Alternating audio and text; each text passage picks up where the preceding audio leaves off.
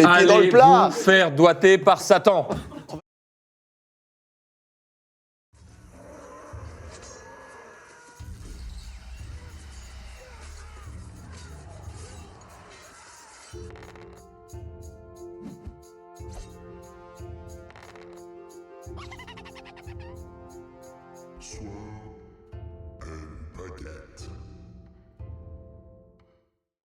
Bonjour à tous, bienvenue sur Sword & Baguette pour cette troisième vidéo de 30 ans de passion. Donc là on va vous parler des Chevaliers Panthères. Alors c'est la dernière vidéo de la première série, du premier groupe, du premier cluster. La deuxième, ça va dépendre des commentaires que vous avez mis. Alors je triche un peu parce que j'ai dû re-record cette vidéo, notamment l'intro à cause d'un petit bug de disque dur. Du coup, on sait déjà qu'est-ce qui va arriver, et là dans ce cas-là, c'est les orques noirs et les tueurs qui seront les deux prochains sujets de ces vidéos. En fait, c'est les commentaires sous cette vidéo-là qui vont permettre de déterminer la troisième, donc l'épisode numéro 6. Donc voilà, on va commencer comme d'habitude par le lore, et là vous allez voir en termes de règles de figurines et compagnie, on va remonter un petit peu plus loin, parce que les Chevaliers Panthères, ils sont arrivés bien avant la V5.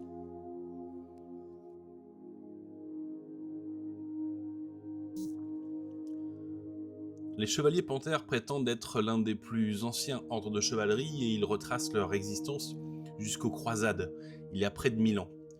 Durant ces guerres, des chevaliers venant de tout le vieux monde envahirent les terres d'Arabie, d'abord les expulsant du sud de l'Estalie, puis poussant jusqu'en Arabie elle-même. Les chevaliers ramenèrent avec eux de nombreux trésors pillés dans les palais des sultans d'Arabie, comme l'or et l'argent, des pierres précieuses, de la soie, des fourrures, et des animaux exotiques comme jamais vus auparavant dans le vieux monde. Parmi ces créatures, les panthères libéraient des immenses jardins des plaisirs d'Istrabul. Quand les chevaliers défilèrent dans les rues des cités de l'Empire, beaucoup d'entre eux étaient accompagnés de ces magnifiques créatures marchant à leur côté au bout de chaînes d'or. Cela fit une telle impression que l'ordre de chevalerie fondé par ces croisés devint les Chevaliers Panthères. Certaines des panthères ramenées par les Occidentaux, victorieux, devinrent des tapis de sel ou bords de câbles de fourrure, et cela aida à renforcer cette association. Aujourd'hui, les panthères d'origine et même leurs fourrures ont disparu depuis longtemps, mais le souvenir des guerres arabes est maintenu par les Chevaliers Panthères. Ils se distinguent par leur homme surmonté d'une tête d'homme-bête et par la peau qu'ils placent sous leur selle, d'où ils tirent leur nom. Selon la tradition, chaque écuyer doit chasser et abattre à main nue un grand félin afin de placer sa fourrure sous sa selle lorsqu'il est adoubé.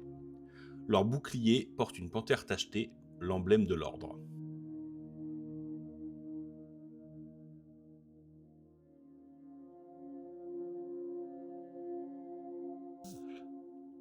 Comme vous l'avez vu dans l'or, on est sur un mélange de croisés type Grande Croisade, Première Croisade, etc. et un mélange de chrétiens qui refont la Reconquista. Donc là, en termes de lore, on va pas se mentir, Game Workshop n'a pas été cherché très loin. D'habitude, ils font au moins l'effort de changer un petit peu les noms. Là, les mecs s'appellent directement l'Arabie. Bon, c'était un peu la flemme.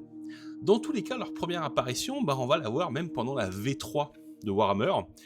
Donc on est en 91, il y a un bouquin Warhammer Army qui en parle. Alors on est dans une autre époque, comme vous pouvez le voir au niveau des chevaliers de l'Empire. Vous trompez pas, c'est bien le bouquin en anglais, alors qui s'appelle des Hohenschnecht. Moi j'ai jamais su parler allemand, donc j'imagine que j'ai défoncé au moins une oreille de germanophone. Tant pis, ça vous apprendra à défoncer la note de temps en temps.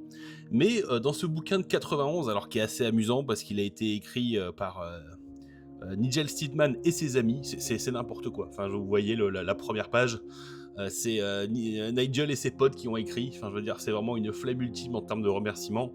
C'est comme l'histoire du... c'était plus un physicien ou un chimiste qui remerciait son chat à chaque fois. Enfin bon, bref. Donc là, voilà, c'est la première fois qu'on en parle dans l'univers de Warhammer. Alors j'ai été fouillé, comme d'habitude, si vous êtes des fans de l'Archéofluff et que vous avez d'autres exemples, n'hésitez surtout pas. Mais dans les bouquins que j'ai trouvés et dans les diverses citations sur le net, ça commence à cet endroit-là. Et ça nous dit que dans les Chevaliers de l'Empire, il y a différents ordres séculaires, avec justement la garde impériale, donc ce qui est devenu ensuite la Reichsgarde, les Hauts-Helms, unité d'élite exceptionnelle de grands guerriers. Alors, ça je pense qu'ils ont disparu, les chevaliers panthères et aussi la légion du griffon, hein, les kislévites. Donc là, à cette époque-là, on fait un petit mélange dans tout ce qui est, on va dire, humain de l'Ouest, les Occidentaux. Et voilà, alors vous inquiétez pas, quand vous voyez la gueule des slans de l'époque, vous vous dites que bon, en effet, on est juste dans du sous-entendu. Mais ce qui est assez marrant, bah, vous pouvez voir un petit peu. Alors le profil a un petit peu changé, mais on est sur un mouvement, enfin sur une CC de 4, une force et une endurance de 3, une initiative de 4, une attaque et un commandement de 7 dans les différentes valeurs de commandement. Alors vous aviez le commandement, l'intelligence, le willpower. Alors CL, je sais plus ce que c'est, CL ou CI. Mais voilà, il y avait différentes manières de résister. En fait, vous pouviez être très très con, typiquement un orc, et avoir une willpower, une résistance psychique assez forte. Donc voilà. Alors là, ça vaut 37 points, on va pas se mentir, on va pas faire de comparaison de points, tellement c'est bordélique et anachronique de le faire. On notera cependant que les chevaliers de l'époque, les chevaux pardon de l'époque avaient force 4, un mouvement de 8, mais comme dans tous les univers Game Workshop, un petit moins 1 en mouvement à cause du caparaçon. Bon allez, on arrive là directement en V4, hein, c'est un petit truc. Donc là, on est sur du chevalier qui valait 39 points et qui a eu voilà, la continuité du profil à l'époque, CC4, Force 4, l'initiative de 4, toujours ce commandement de 7, cette capacité à avoir un étendard magique, et à l'époque, une sauvegarde d'armure à 2+, parce que armure lourde, donc 5, bouclier 4, et un caparaçonné qui augmente de 2 points, donc une sauvegarde à 2. C'est à partir de la version suivante qu'on a vu arriver l'armure de plate chez les chevaliers. Version suivante, là c'est une version... Alors moi c'est le premier bouquin Warhammer que j'ai eu. Donc là les Gus sont toujours en armure lourde, bouclier caparaçonné, donc on est dans le même délire, le profil vous voyez est très très proche. Plus j'ai regardé la V4 et la V5, plus j'ai vraiment l'impression que c'est un changement de la flemme, parce que j'ai l'impression qu'ils ont juste fait des copier-coller et des changements esthétiques. Donc encore une fois, si vous avez vécu ces changements en V4, V5, n'hésitez pas à le mettre dans les commentaires, ça m'intéresse de savoir s'il y avait des différences majeures en termes de construction de liste, etc. Le chevalier est toujours à 39 points, donc là encore une fois pas de problème, et vous pouvez voir si vous cherchez les règles spéciales, il n'y en a pas. Déjà on est dans une armée de l'Empire, donc très peu de règles spéciales pour les humains de base, et même les unités de chevaliers, leur seule particularité, c'est qu'ils avaient Force 4 et CC4 sur des mecs de base, et toutes les unités étaient 0-1, vous pouviez avoir une unité, 0-1 unité du loup blanc, 0 unité de chevalier panthère, 0-1 je crois de la Reichsgarde. Arrive enfin la V6. La V6, on arrive dans les années 2000 avec cette fabuleuse boîte de Chevalier de l'Empire qui a traversé les âges, on va pas se mentir, jusqu'à maintenant. Elle a été ressortie pour The Old World. C'est une boîte que j'ai adoré monter à l'époque. Je l'ai pas montée depuis un bail, mais je pense que ça me ferait un petit côté Madeleine de Proust de remonter mes bons vieux Chevaliers Panthères comme à l'époque. L'air de rien, ça a de la gueule. Là, toujours le même délire, alors on voit cependant que le commandement est passé à 8, mais la force est passée à 3, parce qu'en fait, on a eu une séparation entre les ordres de chevaliers de base, donc où vous pouviez les multiplier un petit peu comme vous voulez, et le cercle intérieur, qui coûtait 3 points de plus pour gagner 1 point de force, et donc vous aviez la possibilité de mettre plusieurs unités de chevaliers de base, et une seule unité du cercle intérieur dans votre armée qui conservait les profils. Alors vous pouvez voir, on est passé sur 23 points, donc 26 points en cercle intérieur, mais surtout ils ont gagné leur armure de plate complète, ce qui fait qu'ils étaient sur une 1+ d'armure. 1+ d'armure, alors encore une fois, on est sur une des versions où la force modifie la pénétration d'armure, donc vous aviez force 4, ça fait déjà une sauvegarde à 2, de plus, donc pour l'instant ça ne changeait pas au niveau du jet de dés, mais une force de 5, vous aviez -2, vous passez sur une 3+, encore une fois, la force décalée la sauvegarde d'armure de l'adversaire. Toujours très très peu de règles spéciales, jusqu'au moment où Game Workshop s'est dit c'est quand même dommage de pas rajouter un supplément. Et donc en décembre de la même année où est sorti le bouquin, et ouais, ça n'a pas changé, hein, les gens qui nous disent il y a trop de bouquins, vous avez pu le voir dans la vidéo sur les brisphères, où j'ai oublié l'un des suppléments, qui est en fait la V6.5, il y a eu 2 bouquins main en V6, et là, sur un bouquin qui est sorti en début d'année 2000, sur la fin de l'année, on avait déjà des suppléments avec un petit article de Andy Hall, en fait, qui permettait de faire des armées de croisade, donc l'équivalent des ordres de chevalerie, l'équivalent des armées des ordres de chevalerie qu'on a actuellement dans The Old World. Un petit peu dur à trouver, je m'attendais à ce que ce soit dans un White Dwarf, mais même pas, en fait c'est dans le Citadel Journal. Donc un petit peu dur à trouver, mais vous avez une petite capacité spéciale en fait, où les chevaliers panthères, alors ça vous coûtait 8 points par figurine, c'était quand même énorme, donc on était à 31 points le bonhomme, 34 s'il était... 34, non, 13 de plus, donc 36 et 40 points en tout s'il était du cercle intérieur, et vous pouviez charger de D6 supplémentaires. Alors à l'époque, le mouvement de charge, on est encore en V6, donc c'est mouvement x2, donc ils ont mouvement de 8, moins 1 parce qu'ils sont caparaçonnés, donc ils pouvaient déclarer à 14, et vous aviez un D6 en plus. Alors c'était une époque où on ne mesurait pas, vous déclariez votre charge, et si ça passait, ça passait. Donc c'était plutôt une bonne unité, très, un petit côté impétueux, une côté charge très très très rapide, et c'est un petit peu le seul moment où les chevaliers panthères ont eu cette particularité. Bon, on note, pareil, le truc de la flemme. Ils ont été faire des croisades en Arabie, du coup ils ont ramené des chevaux du coin.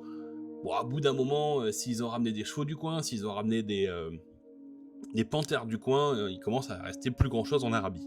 Mais bon, encore une fois, ils avaient qu'à gagner les guerres. On arrive ensuite en V7, la V7. Là, la disparition en fait de cette petite armée. Alors peut-être que certains continuaient de la jouer un petit peu en décalé, mais en tout cas je l'ai pas retrouvée. Alors comme d'habitude, si je dis une connerie et qu'il y avait une armée, des règles pour jouer des armées de l'Empire full chevalier à une époque, en V7, n'hésitez pas à le mettre en commentaire. On conserve tout ce qui a été gagné, donc on est toujours sur des mecs avec une 1+ de sauvegarde, et vous pouvez voir, le profil n'a absolument pas changé. Toujours la CC4, toujours la force 3 qui passe à force 4, si vous avez si vous êtes en cercle intérieur, et donc toujours 23 et 26 points. Pareil, au même titre que la V4 et la V5 sont des quasi copier-coller, la V6 et la V7, bon, on aurait pu sauver quelques arbres à mon avis, vu la qualité des bouquins qui sont sortis. On arrive ensuite en V8, et là, comme j'ai dit dans d'autres, dans les autres vidéos, c'est la version où les bouquins pour moi étaient les plus beaux. Voilà, ce sont des objets de collection à part entière. Gros boulot sur la forme au niveau de la V8, un petit peu moins sur le fond malheureusement. Et là, pareil, on a les chevaliers de l'Empire qui sont toujours à peu près avec le même profil. Alors on a vu que l'initiative est passée à 3, ça depuis la première itération. Et que les chevaux aussi, je ne l'ai pas dit, mais sont passés à force 3, ça depuis la V5. Voilà, les chevaux qui tapent plus fort que les mecs en dehors du combat, on a arrêté. Même si bon, la lance molle reste quand même la norme. Le profil reste le même, règle spéciale, toujours pas. Et on reste toujours sur cette capacité à avoir une 1+ de sauvegarde d'armure pour tout le monde. Donc on est sur des unités de chevaliers en base avec une 1+, l'armure de plate, le bouclier, le caparasson, la monture. Toujours un plaisir d'avoir des unités avec une save à 1+ dans le jeu. On note bien que sur The Old World, ça a grandement changé. La fin des temps arrive, on a Age of Sigmar, et les chevaliers panthères disparaissent totalement de la gamme Game Workshop. Est-ce que c'est bien, est-ce que c'est mal? Ça nous évite d'avoir des règles qui mettent des blessures mortelles dans tous les sens, donc au final, bon, on va baisser la tête et on va arriver directement à la bonne époque actuelle, celle de The Old World. Et enfin, on a plein de règles pour les chevaliers de l'Empire. Alors quand le bouquin est sorti, on était vraiment sur des unités très standards. Les chevaliers de l'Empire, la CC4, la force de 3, la possibilité de le mettre du cercle intérieur, maintenant c'est une autre unité. C'est plus simple de dire que cette unité, c'est les chevaliers de base. Mettre une règle spéciale mettre une entrée complète pour le cercle intérieur, je peux comprendre, ça permet de bien différencier les deux. Et là, vous voyez, on a commencé à gagner des règles, parce que bon, le rapide, qui est une règle spécifique à The Old World, tout comme le Close Order, donc ça à la limite. Mais la première charge et la contre-charge, c'est des règles qui sont très très très intéressantes, et ce qui font que globalement, ils ont déjà plus de règles au moment où on sort les forces fantastiques qu'ils n'en ont jamais eu dans leur histoire. Parce que bon, le D6 pour charger de la V6, en armée de croisade uniquement, c'était mignon quoi. Et on a surtout l'Arcane Journal de l'Empire, qui arrive et qui permet d'avoir des unités avec des vraies règles de chevalier panthère. Donc bon, t'as des petites règles sympathiques, vous avez une rivalité, une espèce en mode bro, comment on appelle ça, les bromances, avec les chevaliers du loup blanc, où ça se tire sur la gueule, enfin ça se fout sur la gueule, c'est des bagarres, ça joue à qui a la plus grosse en continu, il y a eu des duels judiciaires, des engueulades entre grands maîtres, enfin le lore est vraiment, vraiment fantastique. Et on a donc les règles qui permettent de jouer, quand vous jouez une armée quand vous jouez du panthère, de mettre un petit peu de loup blanc dedans, etc. Encore une fois, c'est assez classe. c'est assez classe, c'est assez fluff au niveau de mid-name, pardon, pas de mid-land, de mid-name, d'avoir les bons gars, etc. Les figurines qui appartiennent à l'ordre des Chevaliers Panthères doivent être armées de lances de joute, donc ils n'ont pas la possibilité de mettre des armes lourdes, c'est pas des mecs du loup blanc. Ils peuvent relancer un seul résultat de 1 naturel en effectuant un jet de charge avant de terminer tout dé qui doit être défaussé. Donc plutôt cool, c'est l'équivalent un petit peu du chevalier bretonien. On retrouve là le chevalier, les chevaux d'Arabie qu'on a retrouvé avec cette volonté supplémentaire. Et petite règle sympathique, ils ont la haine des guerriers du chaos, des hommes bêtes et des figurines démoniaques. Donc plutôt sympa d'avoir des vrais templiers qui sont là pour aller casser la gueule et chasser du démon et du chaoteux. Petite règle spéciale, si vous êtes du cercle intérieur, vous gagnez la résistance à la magie 1, donc ça applique aux grands maîtres, aux maîtres de chapitre et donc aux unités du cercle intérieur. C'est toujours bien, après on va pas se mentir, pour 20 points, vous avez un petit objet bien sympathique qui fait la résistance à la magie 2 en empire, qui est spammable, donc on va très souvent le voir sur les champions, et la résistance à la magie 1, elle est un tout petit peu anecdotique. À partir du moment où vous mettez beaucoup de points dans un pack de chevaliers, vous n'avez pas envie de vous prendre un Vilnué dans la tronche, donc la résistance à la magie est quasiment indispensable. Petite règle cool, ils ont une bannière des chevaliers panthères. Donc si vous êtes un porteur de grande bannière de l'ordre des Chevaliers Panthères uniquement, et ça fait que votre unité gagne la règle spéciale indémoralisable. Alors, c'est pas fantastique, parce que en fait, si vous perdez un corps à corps avec de la chevalerie, de la cavalerie, être indémoralisable, limite ça vous fait plus chier qu'autre chose, vous avez envie de vous replier en bon ordre pour esquiver un petit peu l'emplacement. La scellée du terrain avec de la cavalerie lourde, en général ça sent le fion. Mais voilà, si vous êtes dans une armée full chevalier, peut-être que vous aurez une petite unité capable de contrecharger de flanc pour le tour suivant, etc. Bref, encore une fois, c'est une option. 80 points l'option, ça fait un petit peu cher, mais je pense que sur la table, ça a de la gueule. Bon, et puis surtout, sur The Old World, ils nous ont sorti un petit banger. Sir Harald de Gemundsen, donc le maître de chapitre des du Space Marine, le maître des chevaliers panthères, donc qui a foutrement la classe, comme vous pouvez le voir. Et chose qui est assez intéressante, c'est que on sait déjà qu'il meurt très vite, parce que il meurt au bout de 10 ans. Vous avez l'historique en fait des différents chevaliers panthères, et il meurt en 2276. Et 2276, globalement, c'est 30 ans, même quasiment 25 à 30 ans, avant les grandes guerres contre le chaos, avec Prague, qui est en 2302, Magnus le Pieux, qui fait sa grande bataille en 2303. Bref, c'est assez original de nous proposer un personnage spécial dont on sait qu'il sera mort avant les grands événements de The Old World. En termes de profil, il est plutôt cool. Si vous posez la question, oui, c'est bien la liste de ses règles spéciales. Globalement, quand vous lui posez la question « Quelle règle spéciale tu as ?», il te répond « Oui », on dirait un joueur de KT. Et niveau capacité unique, en fait, il a une petite règle qui lui file coup fatal, et qui fait que s'il tue son adversaire lors d'un défi le tour où il a chargé, il peut en lancer un deuxième immédiatement, donc ça peut lui permettre de frapper 2 fois. Alors ils ont dit que son cheval n'avait pas le droit de frapper une deuxième fois. Bon, c'est pas la petite attaque en plus qui fera forcément la différence, c'est surtout une machine pour mettre des coups fatals. Donc idéalement, vous chargez, vous lancez un défi, le mec dit « Haha, je le relance avec mon champion », vous le décapitez, et ensuite vous dites « redéfi », et là il peut enfin y avoir un truc un petit peu sympathique. Bon, on note que c'est pas avec sa PA-1 qui fera des miracles, même la plupart des champions avec simplement une parade, une armure lourde vont monter à une sauvegarde à 3+, autant vous dire qu'avec ces 4 attaques, si vous faites pas le 6 magique, vous risquez d'être déçu. Mais bon, ça, encore une fois, c'est The Old World, c'est un jeu de dés. Bon, j'espère que cette vidéo vous a plu, l'épisode 4 arrive très bientôt sur les orques noirs, pensez à liker, partager, vous abonner, et je vous dis tout simplement à bientôt pour de nouvelles vidéos sur Sword and Baguette. I'm sorry. I don't want to be an emperor. That's not my business.